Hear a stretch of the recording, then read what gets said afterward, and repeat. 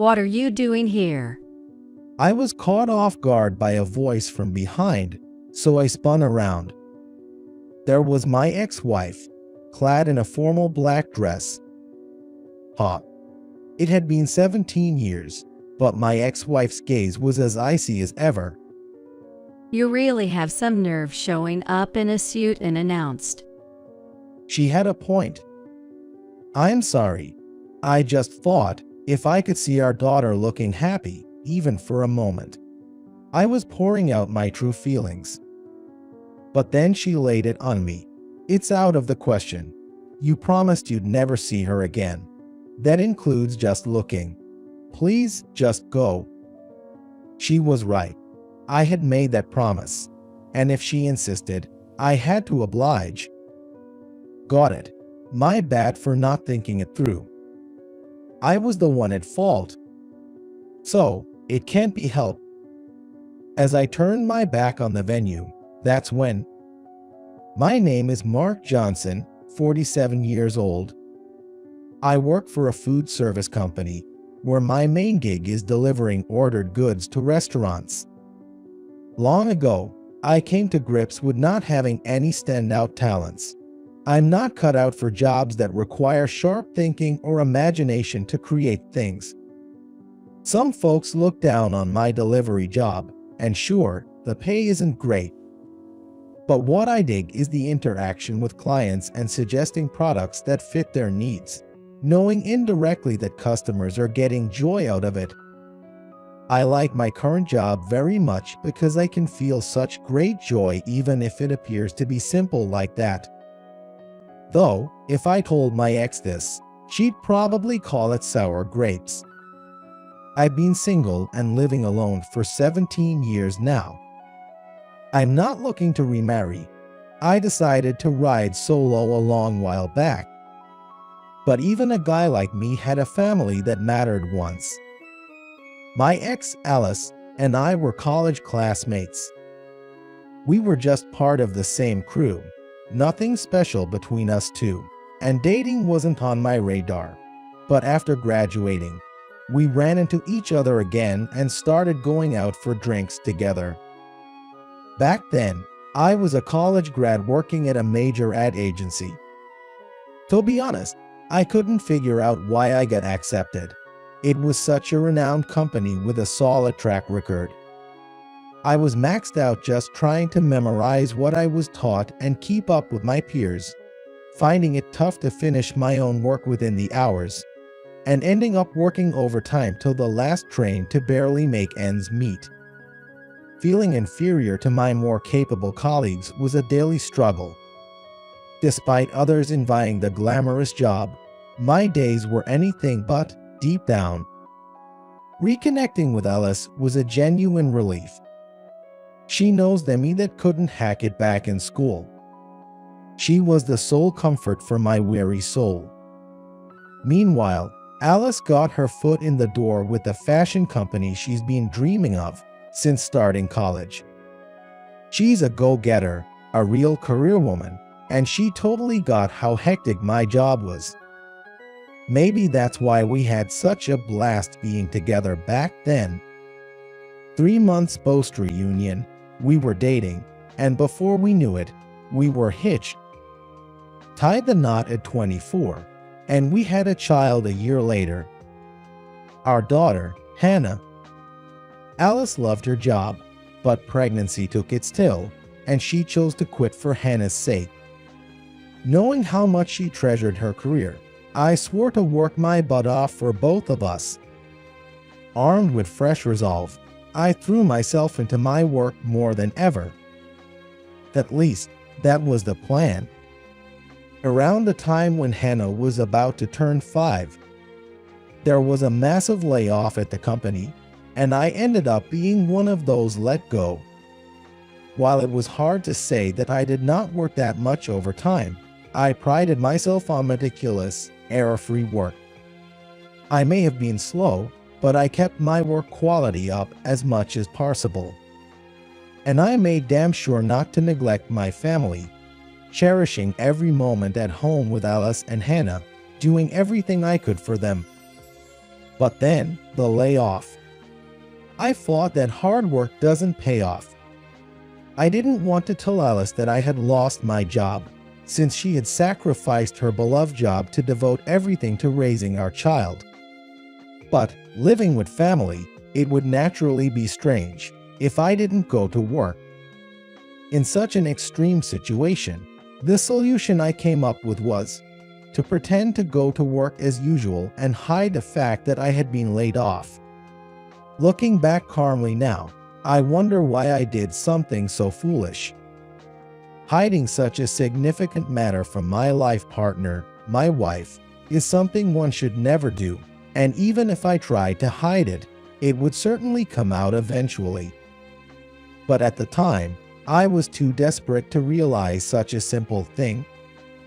The day after I was told about the layoff, I went for a convenience store part-time job interview, a little ways away from home. I chose a convenience store because I had experience from my student days and thought I could pick up the work quickly. And fortunately, that experience paid off, and I was hired on the spot. From the next day, I dressed in a suit as usual to leave the house, then changed into my uniform. I worked my shift as a part-timer, and then changed back into my suit and returned home as if nothing had happened. This went on for about half a year. Alice, who knew nothing, continued to smile as always and really did her best with housework and parenting. Since she was someone who gave her all at work, I think she did her best at home too. But in hindsight, I'm sure she had stress piling up inside that she didn't show me. I was neither able to notice nor try to be aware of it. You could only think about not being abandoned by her, was truly a fool. About half a year into this fake part-time life. Of course, I was also looking for a full-time job and going to interviews, but times were tough, and it was hard to get hired. I couldn't keep lying forever, and there wouldn't be enough money for Hannah, our daughter, to continue her education. I needed to find stable work quickly, but the desperation of not finding anything was cornering me. Around that time, Do you have something you're hiding from me? after Hannah went to bed, Alice said that to me. I was inwardly startled because I had a big secret, but I figured there was no way she could know. I was so sure of myself. I had chosen a place over an hour away from my part-time work to ensure that neither Alice or anyone else would spot me. And I had never once remembered acquaintances visiting the store. Maybe she was setting a trap, suspecting infidelity or something. Since she is jealous since our student days, it was entirely possible. So I said, "What are you talking about? That's impossible. You know, Alice, we've got our precious daughter now. There's nothing for me to hide." I thought she'd be reassured and back down, but she was different that day. That's right. If a family member lies, they lose trust from their wife and daughter, right? It's absolutely impossible. Her words felt oddly unnatural, but it was too late to correct them. "Yay, it's impossible. Believe me," I replied, my mind elsewhere. The next moment, whack, Alice stood up from her chair and slapped me across the face. It happened so fast I couldn't immediately understand what had occurred, but the anger on Alice's face in front of me was unmistakable, and there were tears in her eyes. "What? Why?" Startled by the slap, my voice came out stronger than I intended. Then she dropped a bombshell. You big liar. The worst. You think I don't know anything. Goosebumps ran down my body, and I could feel the blood draining from my face. This was not just teasing. Could it be that she knows I've been laid off and working part-time? Despite my premonition, I was too scared to put it into words. Meanwhile, Alice was shaking with sobs, tears streaming down her face. Then she said, "You're really not going to say anything, are you? I heard it 2 months ago. A childhood friend who came to our wedding saw you working at a convenience store. I couldn't believe it, but I was so worried that I had to see it with my own eyes." And sure enough, just as my childhood friend said, you were there working at the convenience store, even though you were supposed to leave for work in your usual suit. I thought there must be some reason, and I believed that you would tell me about it someday. But you never did tell me until now. How long are you planning to deceive me like this? Anger and sadness were mixed in her plea. I could feel her disappointment in me. I desperately tried to explain how I was targeted for massive layoffs, started looking for work right away but couldn't find anything. How I was too embarrassed to tell her, who was a career woman, that I had been fired. How I was so afraid of losing my family, that was why I couldn't tell the truth. But it seemed it was already too late. It's too late now. I'm sorry, but I can't trust you anymore. I quit the job I loved and devoted everything to my family. Yet I couldn't earn your trust. No matter how much you apologize now, it doesn't change the fact that you've been deceiving me for months. Even if I forgave you now, I don't think I could ever trust you again. I don't want to be with someone who only thinks about themselves and can't consider their family's feelings. A liar and jobless person like you would only negatively influence Hannah. I'd be better off raising her by myself. So please, let's get a divorce. With those words, she presented me with the divorce papers. Of course, I apologized over and over again, begging her to reconsider. But once her feelings had drifted away, they never returned. Indeed, as she said, my actions, taken out of self-preservation, had created an irreparable situation. In the end, I had no choice but to accept the divorce. It was my fault that things had come to this, so I had no right to demand custody of Hannah. Feeling guilty for deceiving them, I also promised not to appear in front of them in the future. It seems that Alice had no intention of letting Hannah see her again. And so, at the age of 30, I lost my precious family because of my foolishness. All because of my own foolishness. Not long after that, I got a job offer from a company I had interviewed with before my divorce, and that's how I ended up switching to the food and beverage manufacturer I'm working for now. After losing everything that was important to me, I didn't need the title of full-time employee or a steady income either. Once I got the job, I worked hard, and that's how I got to where I am today. 17 years have passed. Hannah is now 23. I wonder if she's doing well at the age of a new working adult. What kind of job did she take on? I hope she is working hard at something she loves. Back when I was mulling over these things, when I delivered the products to our regular customers' restaurant. Mr. Johnson, how's going? We've got a new recruit starting today. Mind if they come by to introduce themselves? When my regular contact said that, I replied, yes, of course. But a little later, when I saw the woman who came out of the kitchen, I was at a loss for words. Nice to meet you. My name is Hannah Miller. I'll be starting work today as a pastry chef, so I'm looking forward to working with you. Miller was Alice's maiden name. And even without asking her name, I immediately knew she was my estranged daughter. It's strange, after 17 years. Perhaps that's just how parent-child relationships are. However, considering her feelings, I couldn't just suddenly bring up such a topic. I'm Johnson. I look forward to working with you. With such a non-committal response, I was reunited with the daughter I had longed to see again.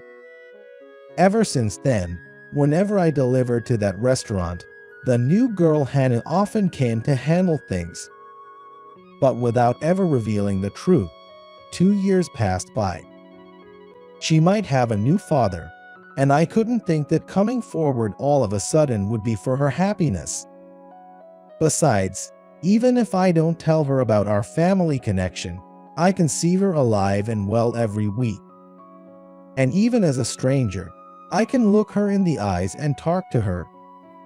Compared to the 17 years of not knowing where she was or if she was doing all right, this was unimaginable happiness. Then, one day, Mr. Johnson, Miller is getting married, you know. that news came out when I was delivering. Yeah, is that so? Surprised, Hannah said a bit shyly. Yes, that's right. I plan to keep working, so please continue to support me, and she showed a bashful smile. Is that right? Congratulations, truly. I said that, fighting back the tears that were welling up.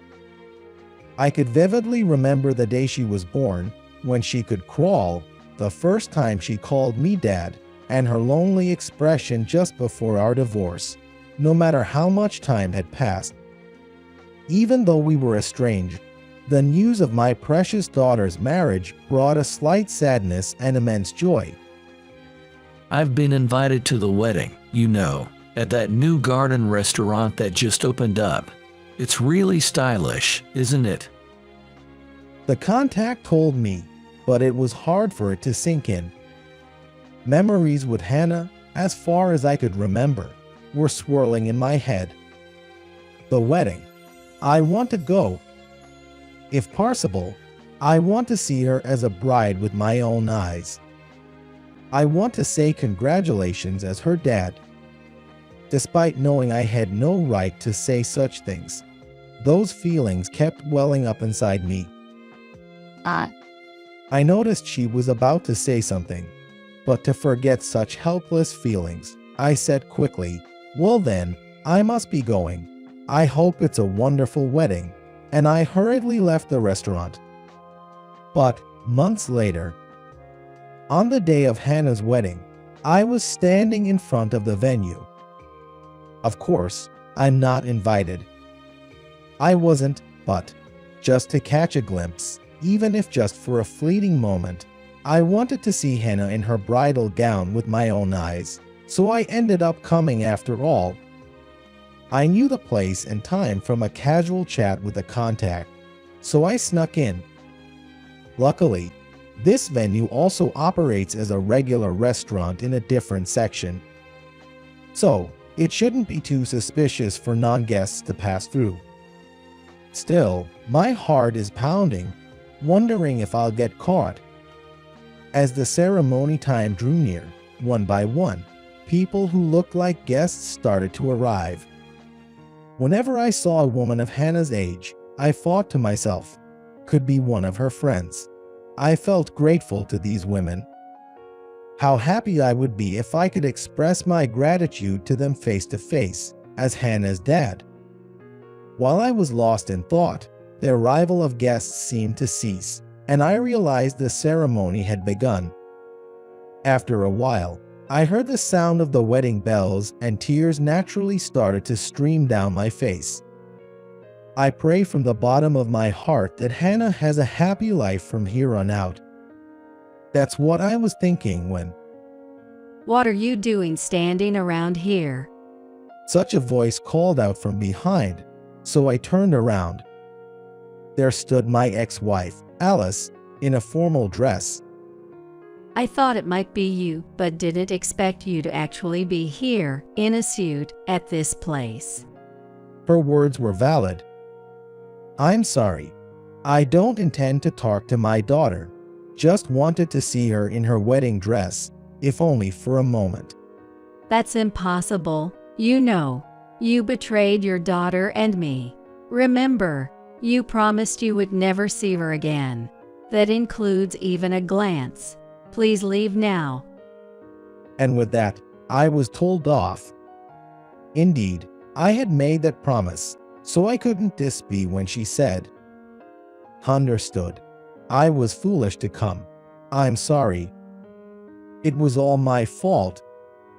Frustrating, but there's nothing I can do. With that thought, I turned to leave the venue. And at that moment, "Mr. Johnson," I heard a voice calling me. Of course, I knew immediately whose voice it was. Turning around, there was Hannah, in a pure white wedding dress. I couldn't hold back my tears. You came. I'm so happy. Thank you. An uninvited business associate stands in front of the wedding venue. And for some reason, he's crying. Even though it was a situation where she might understandably be grossed out, Hannah said that with a smile. "No, congratulations, truly." Those were the only simple words I managed to say. There was so much more I wanted to say, but I couldn't. This is my husband. We've been together since middle school, and he really gets me. Saying that, she went out of her way to introduce me to the groom. He was also dressed in a spotless white tuxedo. She has grown into such a kind and well-mannered woman. Truly remarkable. I have to be thankful to Alice for that, even though she might be tough on me. Is that so? I'm truly delighted to see how happy you both look. May you have a long and joyful life together. I searched for the right words to convey my heartfelt congratulations without feeling out of place as a business acquaintance. Thank you so much. He seems like a really kind and refreshing young man. I'm sure he will make Hannah very happy. I had hoped just to get a glimpse of her, and here I was, not only talking to her but meeting the groom she would share her life with. I'm such a lucky man.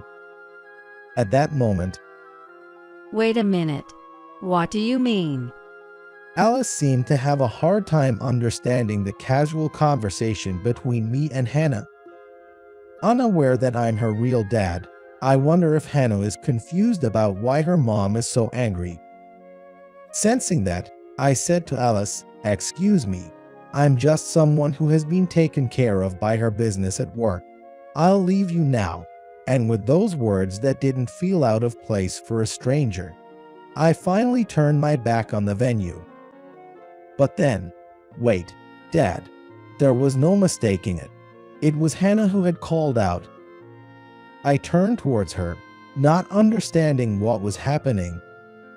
Then, with tears in her eyes, she said, "Dad, I've wanted to invite you to my wedding so many times, but I could never find the words. Thank you for coming. I'm so glad you could see me in my wedding dress." Why?